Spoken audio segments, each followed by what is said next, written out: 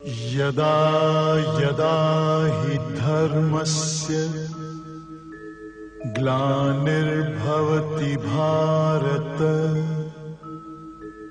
अभ्युत्थानम् अधर्मस्य तदात्मानं सृजाम्यहम् परित्राणाय साधूनां विनाशाय च दुष्कृतां धर्म संस्थापनार्थाय संभवामि युगे युगे।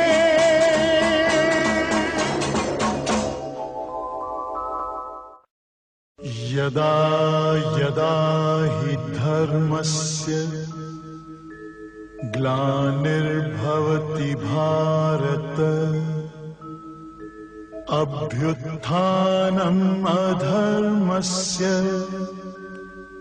तदात्मानं सृजाम्यहम् परित्राणाय साधूनां विनाशाय च दुष्कृतां धर्म संस्थापनार्थाय संभवामि युगे युगे।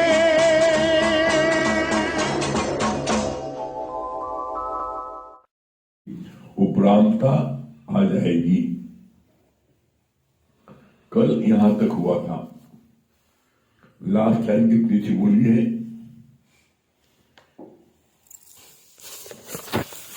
इससे आसक्ति हटाओ। किससे? मैं मेरे से आसक्ति हटाओ तो जगत के सुख तथा लोक परलोक सबके सुखों से उपरामता आ जाएगी। उपरामता कब आएगी? जब तुम मैं मेरे से पर उठोगे। अगर मैं मेरे फंसे रहोगे तो उपरामता नहीं आ सकती है। और गुरु जी कहते हैं इस बात को कि तुम इतने साल मैं मेरे में फंसे रहे, मैं मेरे में तुमने अपना जीवन दे दिया, तो मिला क्या? मिला क्या? कभी मन में शांति मिली? कभी मन में प्रफुल्लता आई? जितना जितना जिसने मैं मेरे में समय दिया उतना उतना वो दुखी हो रहा है, उतना उतना परेशान हो रहा है। तो इसलिए गुरु बोला मैं मेरे से उपरामता लाओगे तब क्या होगा? लोक और परलोक सब सुखों से उपरामता आ जाएगी। ऐसी उपरामता नहीं आती है। फिर क्या बोला? आज उसके आगे आज क्या बोल रहे भगवान? तेरी महफिल के दीवाने नशे में चूर होते हैं, वो इस दुनिया में रहने पर भी दिल से दूर रहते हैं। दूसरों की पीड़ा में तो तुम बाहर से सेवा भी कर लो, भाग दौड़कर लोगों पर अपने शरीर की पीड़ा का दुख बहुत बड़ा है बहारे बाग दुनिया चंद रोज। सारी दुनिया को एक बार आंख खोलकर देखो, फिर वैराग्य धारण कर लो। फिर भी अनुभव करके देखो कि जगत के जितने सुख लिए उनमें से तुम्हें तृप्ति मिली? Question mark. फिर भी अनुभव करके देखो कि जगत के जितने भी सुख लिए उनमें तुम्हें किसी में तृप्ति मिली? Richness is polished poverty. प्रभु ने हमें पहले ही सब कुछ दे दिया है। मांगन मरण समान है, मत कोई मांगे भी, मांगन से मरना भला, यह है सदगुरु किसी। दुनिया में किसी को कोई प्रेम करने वाला नहीं है। मरने की बात तो क्या, पर जीते जी जैसे शमशान में पड़े हैं। फिर भी अभी तुम इस जगत को वन समझते हो या उपवन? कितनी अच्छी बात बोली भगवान ने। तेरी महफिल के दीवाने नशे में चूर रहते हैं। जो इस महफिल के दीवाने होते हैं वो नशे में चूर होते हैं। उन्हें इतने नशे में चूर होते हैं कि घर में कोई आपको बुलाता है, कुछ बोलता है, 2 बार 3 बार आप कवाल दिया नहीं सुनते तो कहाँ दिमाग थोड़ा सुन नहीं रहे हो। तो ज्ञान में आने के बाद आपके मन में इतना प्रफुल्लता आ जाती है, इतना आनंद आ जाता है कि दुनिया की सब चीज छूट जाती है। अपने नशे में इतने तुम होते हो कि कोई तुम्हें आवाज भी देता है तो तुम उसकी आवाज सुनाई पड़ती है। क्यों नहीं सुनाई पड़ती हो? क्योंकि तुम अपने गुरु के प्रेम में, गुरु के वचन में इतने नशे में चूर हो। क्या बोला फिर उसके आगे? वो इस दुनिया में रहने पर भी दिल से दूर रहते हैं। दुनिया में रहते हैं सबके पास, लेकिन किसी से दिल नहीं अटकाते। जो ज्ञानी जन है वो दिल नहीं अटकाते। तुम जब किसी से दिल अटकाओगे तो दुख मिलेगा। किसी से दिल लगाने की जगह नहीं है। दिल लगाने भगवान से लगाओ। तुम दिल लगाते हो किसी लड़की से, किसी लड़के से, तुम्हारा धोखा मिलेगा। तो दिल लगाना है, दिल लगाओ भगवान से। आज दिन तक भगवान से किसी को धोखा मिला है? तो जिससे धोखा नहीं उसको दिल नहीं लगाते हो, और दिल लगाते हो कहां? जहां धोखा मिल रहा है। दूसरों की पीड़ा में तो तुम बाहर से सेवा भी कर लोगे, भाग दौड़ कर लोगों पर अपने शरीर की पीड़ा का दुख बहुत बड़ा है। किसी के शरीर में कष्ट है, कोई तकलीफ है, तो आप दौड़ धूप करोगे, उसकी सेवा कर लोगे। जब तुम्हारे शरीर में कष्ट है तो कैसा लगता है? उसे तुम कैसे हाय करते हो?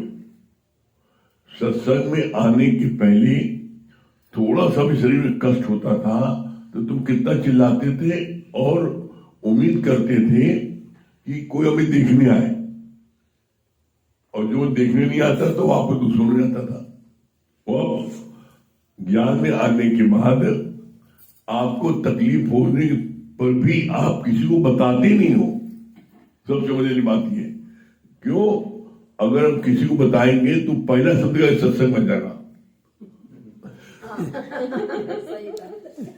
अगर तुम्हें बुखार है, तुम्हें कमजोरी है, तो सत्संग आ बैठ जाओ। तो इस डर मारे को बताता मिलेगा, किसी नहीं बताता। तो यह भगवान बोलते हैं कि ज्ञान में इतना फर्क हो जाता है। ज्ञान में आने के बाद आप जो है तकलीफ होने पर भी आप किसी को बताते नहीं हो। फिर क्या बोला भगवान ने आगे? और अपनी पीड़ा जो होती है, अपने देह की पीड़ा जो होती है, उससे उपराम कब होगी? उससे उपराम कब होगी? जब तुम्हारा ज्ञान तुम्हारे अंदर चला जाएगा। कब? जब गुरु के ज्ञान का तुम चिंतन मनन करोगे। तो गुरु ने क्या बोला है? मैं देह नहीं, मैं आत्मा हूं। आत्मा में शक्ति, तुम शक्ति हो, तुम देह नहीं हो। तो जब तुम देह नहीं हो तो तुम्हें देह को कष्ट भी नहीं ना। आप कभी देख लो, कितना भी कष्ट हो, कितना भी कष्ट हो, अगर आप सत्संग में आके बैठ जाते हो तो आपको उतनी देर कोई कष्ट जरा सा भी भासता नहीं। कहीं कष्ट हो, चाहे सिर में दर्द हो, चाहे पैर में दर्द हो, चाहे घुटने में दर्द हो, कहीं दर्द हो, जितनी देर आप सत्संग में आगे बैठते हो उतनी देर आपका दर्द गायब जाता है। क्यों गायब जाता है? क्यों? क्योंकि दर्द जो है ना, जितना तुम सोचोगे उतना दर्द होगा। यहां आने पर तुम्हारा मन गुरु के ज्ञान में लग जाता है। और एक समय में एक चीज सोच सकते हो। मन से अगर बीमारी सोचोगे तो दुख आएगा, और मन से आप जो है गुरु ज्ञान सोच रहे हो, भजन सोच रहे हो, तो कोई दुख नहीं आएगा। तो इसीलिए बोलते हैं भगवान कि कुछ भी हो जाए, कुछ भी हो जाए, अपना ध्यान गुरु की तरफ लगाओ, भजन में लगाओ, वाणी में लगाओ। इसीलिए एक लाइन आती है, चिंता तेरी तभी मिटेगी जब चिंतन में ले लो राम। चिंता तेरी तभी मिटेगी। कौन चिंता? तुम चिंता किसी करते हो? तुम चिंता करते हो मैं मेरे की। कभी चिंता भगवान किया? कभी चिंता गुरु किया? गुरु खाया नहीं खाया? चिंता बिटवा बिटवा खाई कर खाई। मतलब रात दिन तुम चिंता करते हो मैं मेरे की। तुमने भगवान चिंता तो की नहीं। तो इसी ने बोला, जब तुम मैं मेरी चिंता करती हो तो बोला चिंता तेरी तभी मिटेगी जब चिंतन में ले लोगे राम। तुम्हारी चिंता तब मिटेगी जब तुम चिंतन में, राम मीन्स क्या होता है? राम ने क्या वचन बोले, राम ने क्या वचन बोले, जब वो तुम लोगे तब तुम्हारी चिंता दूर होगी।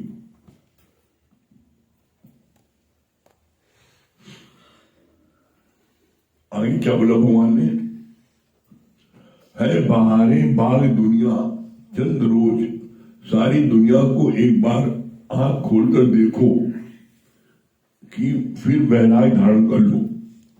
फिर भी अनुभव करके देखो कि जगत के जितने सुख लिए उनमें तुम्हें तृप्ति मिली। जगत में तुमने किसी प्रकार का कोई सुख लिया, खाने का, पीने का, पहनने का, घूमने का, ओढ़ने का, आने का, जाने का, कोई भी तुमने सुख लिया और किसी भी सुख में तुम्हें तृप्ति मिली, लेकिन तुम उसी सुख में फिर भाग जा रहे हो। सबसे बड़ा अफसोस यह है कि तुम जिस सुख में तुमने अपने 50 साल गंवा दिए और सुख मिला नहीं, अभी उसी में भाग जा रहे हो। क्या कहा जाए इसको? अरे व्यक्ति एक बार कहीं गड्ढा है, वहां गिरा तो वहां सबक चलता है, गड्ढा है। तुम बार बार गिरते हो, बार बार धोखा खाते हो, बार बार अपमानित होते हो और फिर उठ जाते हो। इसीलिए गुरु जी ने बोला, ये क्या है, ये जगत क्या है? ये जगत है अजीब अजीब जूता घर। अजीब जूता घर क्या है? नुमाइश लगी थी, उसमें एक जगह लिखा था अजीब सुख देने वाला जूता घर। तो ये जगत जो है, परिवार जो है, ये अजीब सुख देने वाला जूता घर है। कैसे?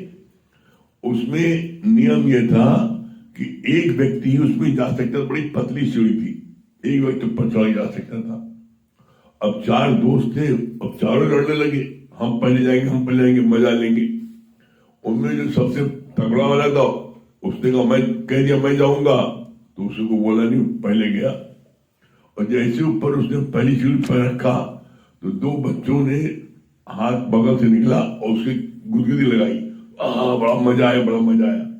जैसे दूसरी सीढ़ी पर पड़ा से एक जूता पड़ा गाल में, फिर तीसरी सीढ़ी में रखा, फिर गुदगुदी हुई, फिर चौथी में रखा, फिर एक जूता पड़ा। अब उसमें यह था कि लौट नहीं सकते, तुम्हें जाना ही पूरा है। अब सीढ़ी चढ़ के गया, उतर के आया, दोनों गाल उसके तुम लाल लाल हो गए। और जब बाहर आया तो दोस्त ने पूछा, तो गाल एकदम लाल लाल हो गए, क्या बात है, कितना हंसी, क्या बात है? तो सोचने लगा, मैं बता दूंगा वो जूता खाए है, ये लोग नहीं जाएंगे। तो उसे क्या मजा आया, आप पूछो नहीं, बड़ा मजा आया। और तीनों लड़ने लगे, हम जाएंगे, हम जाएंगे। पारी पारी सब गए और किसी ने नहीं बताया तुम्हारा जूता खाए। और जब चारों नीचे उतर के आए, चारों एक दूसरे देखो हंस रहे हैं, क्या हंस रहे हो? क्या बेटा तुम जूता खा रहे हो, अब तुम किसी को बताओगे नहीं।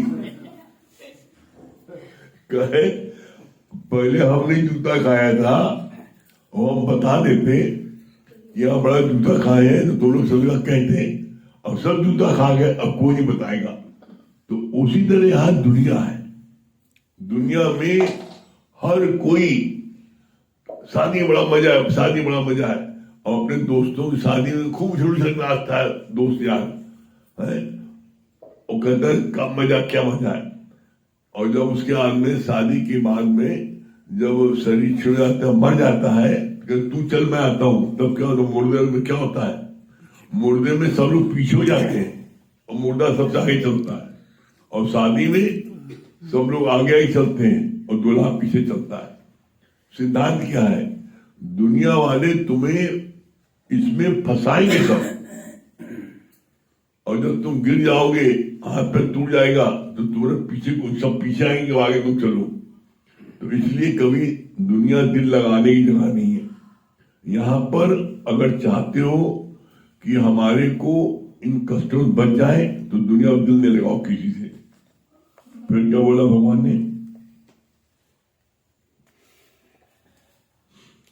सारी दुनिया को एक बार आंख खोलकर देखो, फिर वैराग्य धारण कर लो। फिर भी अनुभव करके देखो कि जगत के जितने सुख लिए उनमें से तुम्हें तृप्ति मिली, अर्थात तृप्ति नहीं मिली। चाहे जितना सुख लिया, घूमने का, फिरने का, किसी चीज का तृप्ति नहीं मिली, और फिर बोला रिचनेस इज पॉलिश्ड पॉवर्टी। जो रईसी है वो दिखने में आती बड़ी अच्छी है, पॉलिश्ड पॉवर्टी दिखने में आती बड़ी खूबसूरत, बड़ी बढ़िया है, लेकिन जितना भैया महल माड़िया उतना भैया रोग। जिसके पास में जितना महल माड़ी है उसको उतने रोग है। एक व्यक्ति इस संसार में आप लेके आओ जो बड़ा धनवान हो और उसको 4 मर्द न हो। उसको 4 मर्द होना जरूरी है। उसको हाई ब्लड प्रेशर होगा, शुगर की बीमारी होगी, न वो चीनी खा सके न रसगुल्ला खा सके, कुछ नहीं। तो बोला बिना सत्संग के तुम्हारे को कहीं भी शांति नहीं मिल सकती। अब तुम दुनिया में कितना घूम लो, कितना धन दौलत इकट्ठा कर लो, इसीलिए बुढ़ी बोलते हैं money at the most can spoil man not make man. पैसा अधिक से अधिक किसी को बर्बाद कर सकता है, बना नहीं सकता। आप देख लो, आज की तारीख देख लो, जितने कांड होते हैं, जितने कांड भय, करोड़ों के गमन किया, ये किया, आज तक किसी रिक्शे वाले ने, ठेले वाले ने, खोचे वाले ने किया? सब रईसों के लड़के करते, जो करोड़पति पहले से धन कमी नहीं ना, लेकिन उनको हवस है और चाहिए कांड करते हैं। इसलिए बोलते ना money at the most can spoil man. पैसा अधिक से अधिक किसी को बर्बाद कर सकता, बना नहीं सकता है। फिर बोला मांगन मरण समान है, मत कोई मांगे भी, और मांगन से मरना भला ये सदगुरु किसी से कुछ भी मांगोगे, बोला मांगन से मरना भला, मरना ज्यादा अच्छा है, मत कोई मांगे भी। अगर तुम किसी से कुछ नहीं मांगते और तुम्हारी जेब में 10 रुपए है, अगले जेब में 10,000 है, तब भी वो आपको आप नहीं सकता। मांगो नहीं तो हो सकता हो पता नहीं आपसे ज्यादा पैसा हो। जब तुम मांगते हो तो तुम छोटे होते हो। इसलिए बोला मांगन मरण समान है, मत कोई मांगे भी। तुम नमक रोटी खा के रह लो, कोई किसी चीज मांगना नहीं। मांगने पर तुम्हारी अपनी पोजीशन खुल जाती है, तुम कहां पर हो। दुनिया में किसी को कोई प्रेम करने वाला नहीं है। मरने के बाद तो क्या जीते जी ही जैसे शमशान में पड़े हैं। फिर भी अभी तुम इस जगत को वन समझते हो या उपवन। दुनिया में किसी को कोई प्रेम करने वाला नहीं है। इसलिए कोई ने पहले कह दिया को काहू का नाही प्रीतम जान लो मन माई। कोई किसी नहीं है। को काहू का नाही प्रीतम जान लो मन माई। अपने मन में जान लेना, कहना नहीं। कोई किसी की नहीं है। इसलिए क्या है, जब तुम भगवान के बन जाओगे तो भगवान तुम्हारा होगा। और ये बोला लास्ट में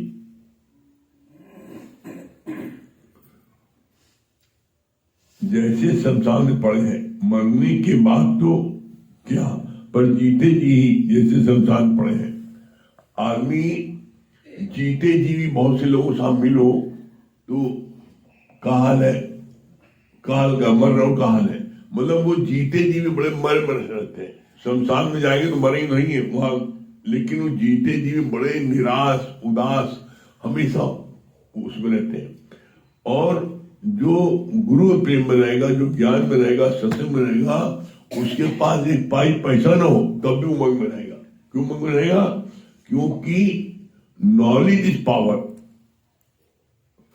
ब्रह्म ज्ञान की नॉलेज, बोला ये पावर है। Money is not power, post is not power, कोई भी चीज पावर नहीं। बोला नॉलेज इज पावर। नॉलेज कौन सी? ब्रह्म ज्ञान की जिसको नॉलेज है वो सब थोड़ा रही से।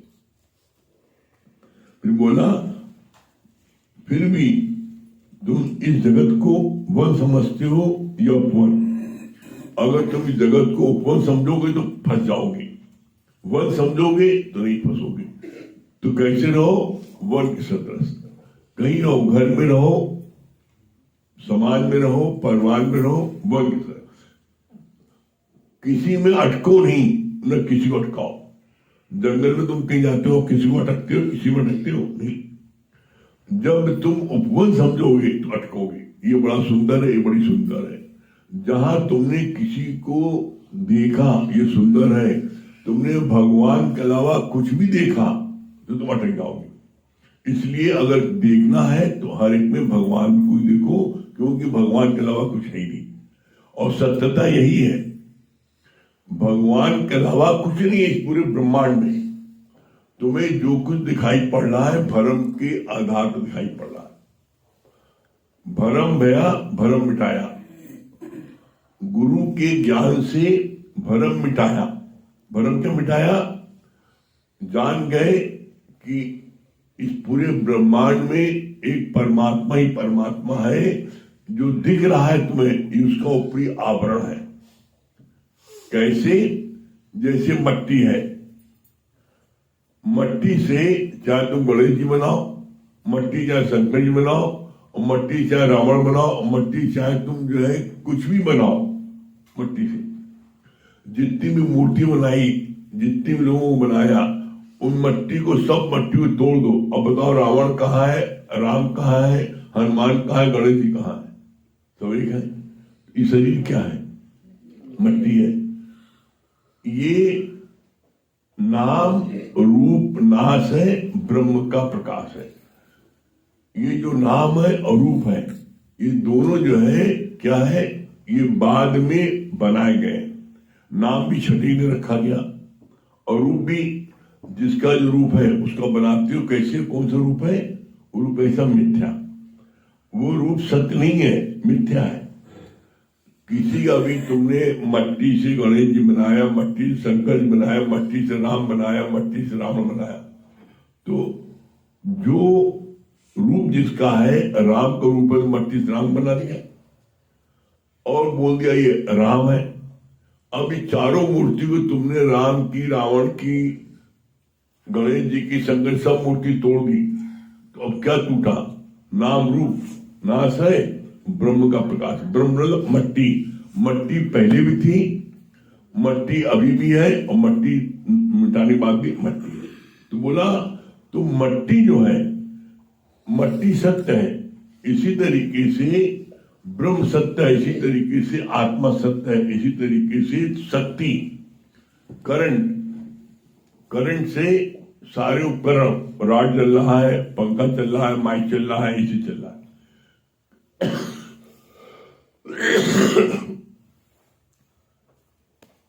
करंट से सारे उपकरण चल रहे हैं, करंट दिखाई पड़ रहा है।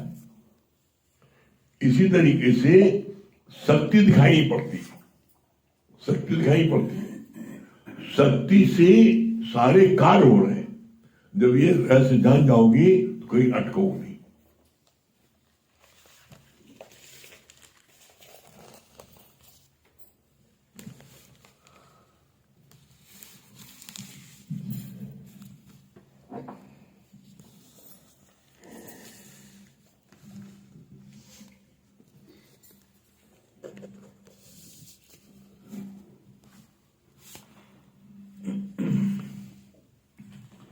सभी प्रेमी भाइयों,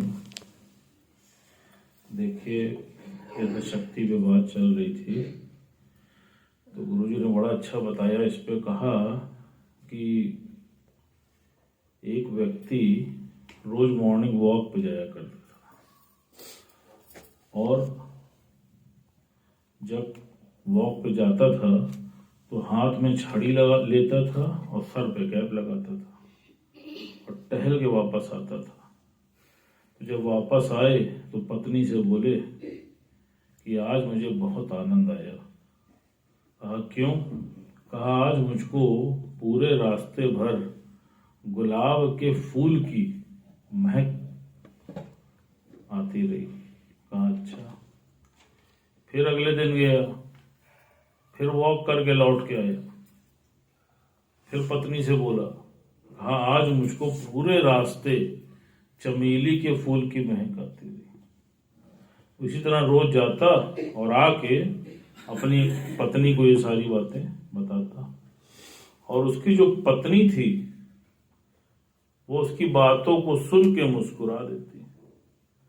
तो एक दिन उसके मन में आया कि मैं रोज इसको बताता हूं और रोज ये मुस्कुरा देती है, आखिर माजरा क्या है। तो उसने पत्नी से बोला कि तुम रोज मुस्कुराती हो, आखिर राज क्या है। तब पत्नी ने बोला कि जब आप वॉक पे जाते हैं और जो कैप लगाते हैं तो मैं उसके अंदर इत्र का फायर रख देती हूँ, जिसकी वजह से आप जितनी दूर भी टहल के आते हैं तो आपको उस फूल की सुगंध महसूस होती रहती है।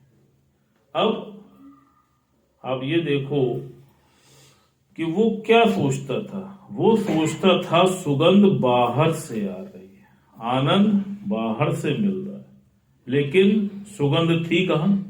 उसकी कैप के अंदर।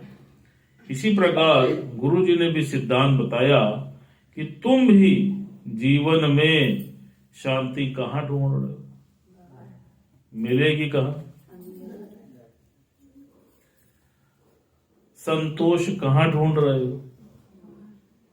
बच्चे की नौकरी लग जाए तो जीवन में संतोष आ जाए, सुंदर बहू आ जाए तो जीवन में सुख आ जाए, आनंद आ जाए।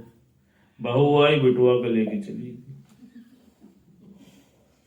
आज आप देखो, इसीलिए गुरुजी ने बोला, कहा जिन चीजों की भी तुम कामना करते हो तो वो ध्यान रखना, कामना का क्या संधि विक्षेप है?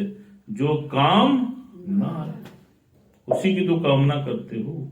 और कोई काम आता है बता दो, दुनिया से ठोकर खाई ना होती तो प्रभु तेरी याद आई ना होती। इसीलिए गुरु क्या कहता है? बाहर मुखी सदा दुखी और अंतर्मुखी सदा सुखी। हम हमेशा हर चीज बाहर से प्राप्त करने में लगे रहते हैं, और गुरु क्या करता है? गुरु तुम्हारी दृष्टि को मोड़ देता है, वो बाहर की बजाय अंदर कर देता है। क्यों? क्योंकि गुरु को पता है तुमको जिसकी तलाश है वो तुम्हारे भीतर ही विद्यमान है, लेकिन तुम ढूंढ कहाँ रहे हो? बाहर। इसीलिए तुम जीवन भर परेशान हो। आज आप देख लो, जैसे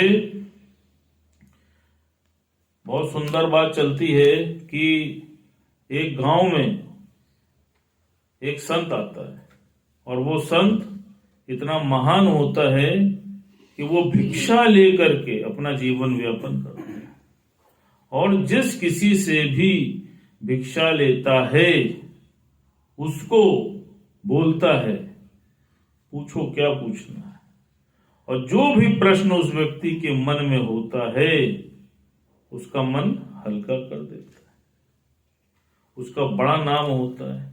हर गांव वाला उसको भिक्षा देने के लिए तैयार होता है। क्यों? क्योंकि दुनिया में हर आदमी कहां से दुखी है? मन से दुखी है। जग से जीता पर मन से हारा। तो सब लोग यही कामना करते थे कि वो जो संत है वो हमारे घर भिक्षा लेने आए, भिक्षा लेंगे तो समाधान देंगे। राजा तक ये बात पहुंची। राजा के भी मन में बहुत से प्रश्न थे, लेकिन वो संत कभी भी राजा के द्वारे नहीं जाते थे, प्रेमियों से ही भिक्षा लेके वापस आते थे। तो राजा ने क्या किया? राजा ने ऐलान कराया कि जो कोई भी संत को भिक्षा देगा उसको दंड दिया जाएगा। राजा के भय से किसी ने भी उसको भिक्षा नहीं दी। मजबूरन उस संत को राजा के द्वारे जाना पड़ा। जब वो पहुंचा तो राजा ने उसकी बहुत आवभगत की। संत ने बोला, पूछो राजन। कहा, महाराज मेरे पास अपार संपदा है, सब सुख है, सारे वैभव हैं, उसके बाद भी मन में शांति नहीं है और भीतर आनंद नहीं है। कहा ठीक है।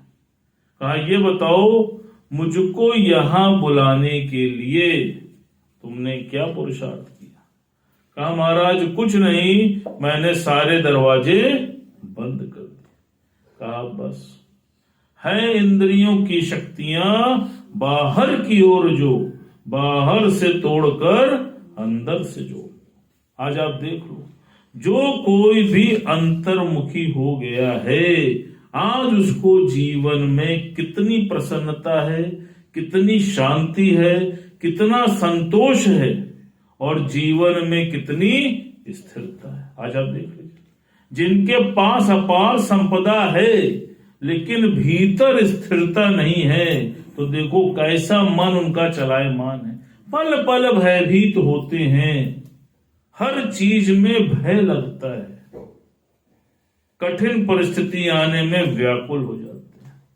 लेकिन ज्ञान में जो भी व्यक्ति है, जो अंतर्मुखी हो गया है और जिसने मनमना भाव से ज्ञान को ग्रहण कर लिया है, आज आप देख लो कितने भी बड़े गड्ढे आ जाएं, खाई आ जाए, लेकिन उसका विश्वास नहीं डगमगाता, वो भीतर से नहीं घबराता। क्यों?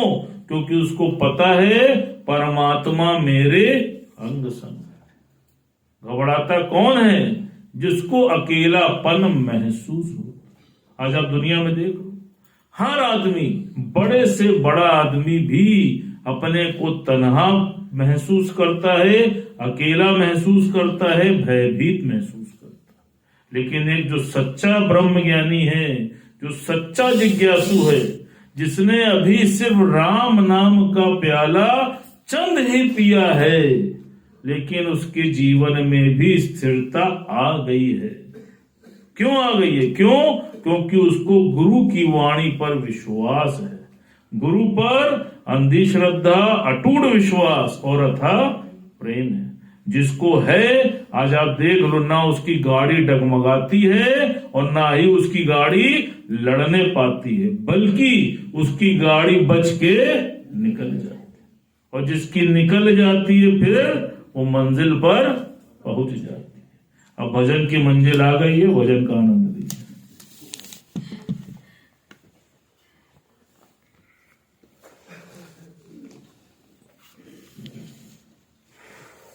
सभी प्रेमियों को हरिओम, राम राम। गुरु का साथ है इतना प्यारा, भूल गए हम ये जग सारा। गुरु का साथ है इतना प्यारा, भूल गए हम ये जग सारा। गुरु के प्रेम में हम तो पार हो ही गए हैं। सत्संग में आगे हो, गुरु का साथ है इतना प्यारा, भूल गए हम ये जग सारा। गुरु का साथ है इतना प्यारा, भूल गए हम ये जग सारा। गुरु के प्रेम में हम तो पार हो ही गए हैं। सत्संग में आगे हो, गुरु का साथ है इतना प्यारा। सारी दुनिया चल रही, मैं मेरे की आग में, मैं मेरे की आग में। सारी दुनिया चल रही, मैं मेरे की आग में, मैं मेरे की आग में। गुरु ने आकर हमें बचाया, झूठे संसार से, झूठे संसार से। गुरु ने आके हमें बचाया, झूठे संसार से, झूठे संसार से। अब तो मेरा मन यही है गाता, अब तो मेरा मन यही है गाता। गुरु के शुक्राने पार हो ही गए हैं। सत्संग में आगे हो, गुरु का साथ है इतना प्यारा, भूल गए हम ये जग सारा। का साथ है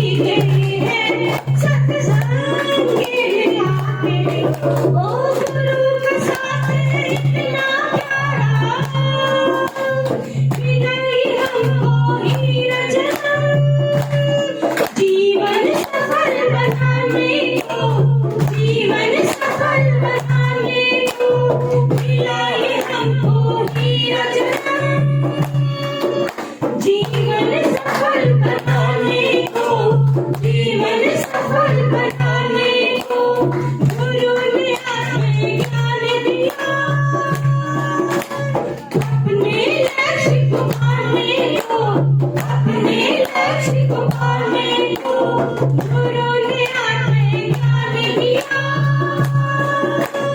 अपने लक्ष्य को पाने को, अपने लक्ष्य को पाने को, अब तो मेरा मन यही है गाता, अब तो मेरा मन यही है गाता, गुरु के शुक्राने पार हो ही गए हैं सत्संगी में आके हो, गुरु का साथ है इतना प्यारा, भूल गए हम ये जग सारा, गुरु का साथ है इतना प्यारा, भूल गए हम ये जग सारा, गुरु के प्रेम में हम तो पार हो ही गए हैं सत्संगी में आके हो, गुरु का साथ है इतना प्यारा, भूल गए हम ये जग सारा, गुरु का साथ है इतना प्यारा, भूल गए हम ये जग सारा, गुरु के प्रेम में हम तो पार हो ही गए हैं सत्संगी में आके हो, गुरु का साथ है इतना प्यारा। क्या बता रहे हैं? कौन बता रहा है? चित्रा जी के लोग।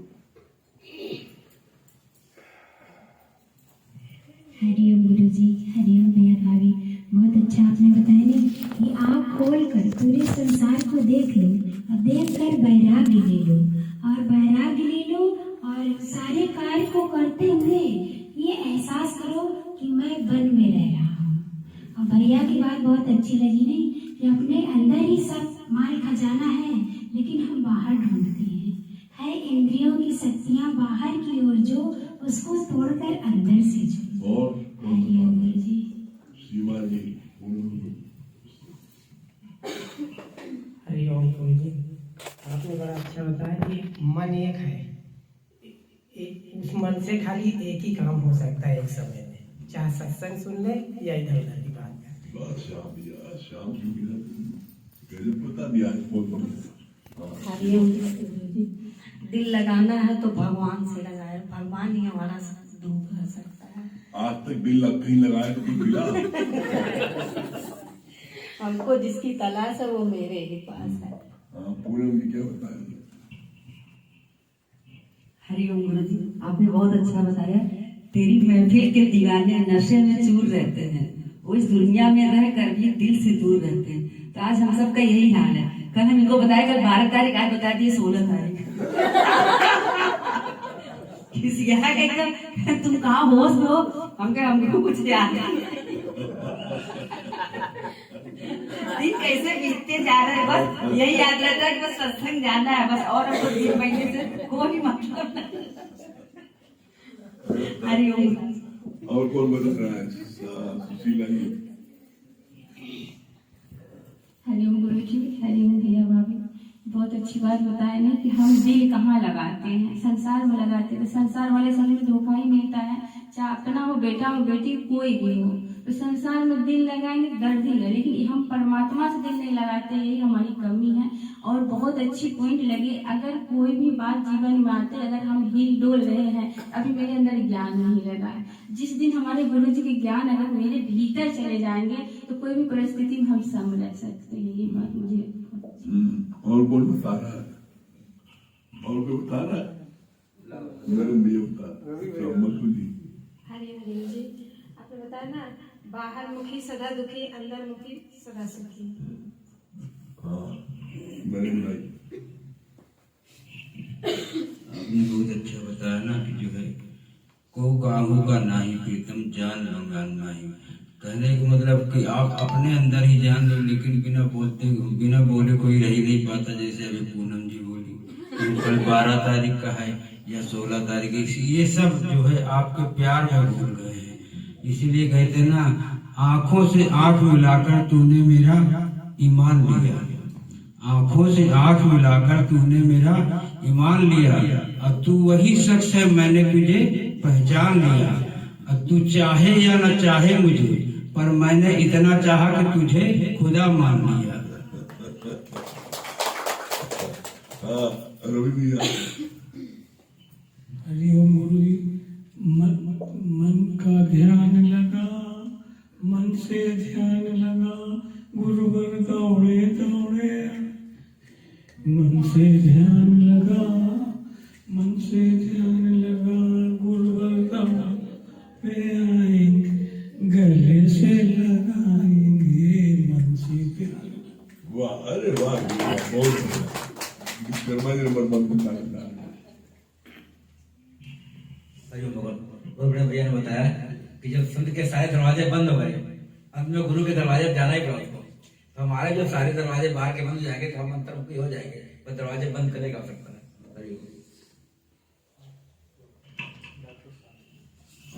डॉक्टर शांति दिल्ली।